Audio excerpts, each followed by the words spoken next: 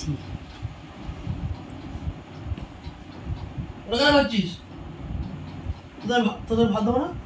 রাত 12:30 বাজে। কি হচ্ছে, কি ঘুম হবে না? দেখো দেখো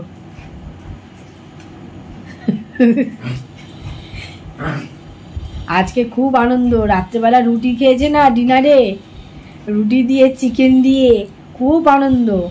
মানে যেদিন রুটি হবে ওদের মানে আনন্দটা বেড়ে যায়। কুটু কিন্তু একদম ছাড়ার পাত্র নয়। মেয়ে হলে কি হবে, ও কোনো অংশে কমতি নয়।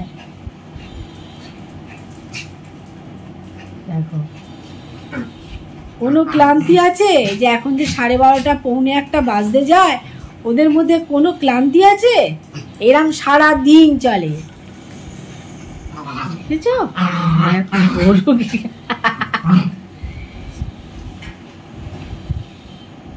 কে জিতেছে? দেখো কুটুর অবস্থা দেখো। ওর মাথায় যদি দুটো শিং থাকতো না, ও যে আজকে কি করতো। কুটুস নাচ বাজছে, ওদের খেলা বাজছে, খুব খেলে দুজনে, মানে এত খেলে, শুধু ফাঁকে একটু রেস্ট নিয়ে নেয়, সারাদিন খেলবে এরকম।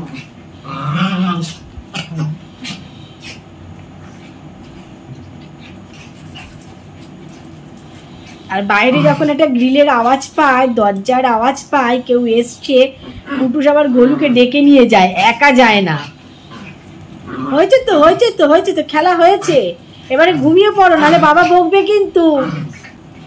গোলু তুই আমার কাছে চলে আয়, গোলু আমার কাছে চলে আয়, বাবা বকবে। আচ্ছা এই আওয়াজটা কে করছে, গোলু না কুটুস?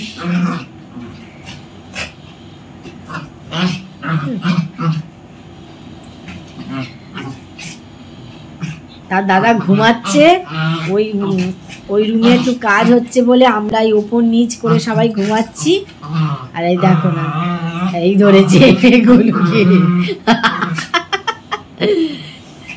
আমাদের মানে ঘুম টুম সব গেছে, আমরা এখন বসে বসে দেখছি দুজনকে।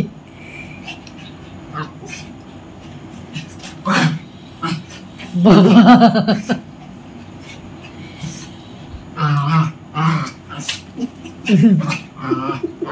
আমি শুধু ভাবি কুটুস মেয়ে কিভাবে তাকে ট্রেনিং দিয়েছি। দেখো ও ছেলেদের থেকে কোনো অংশে কম নয়।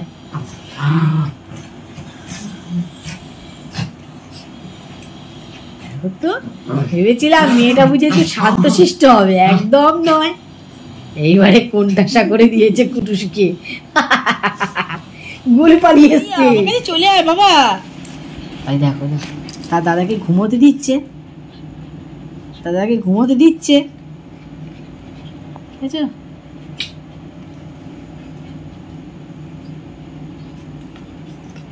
এই হচ্ছে রাত্রিবেলা 12:30-1টার চিত্র।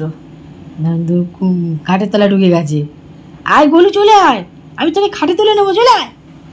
গোলু পালিয়ে চলে আয়, গোলু। এই মুখে কি দেখো, দেখেছো?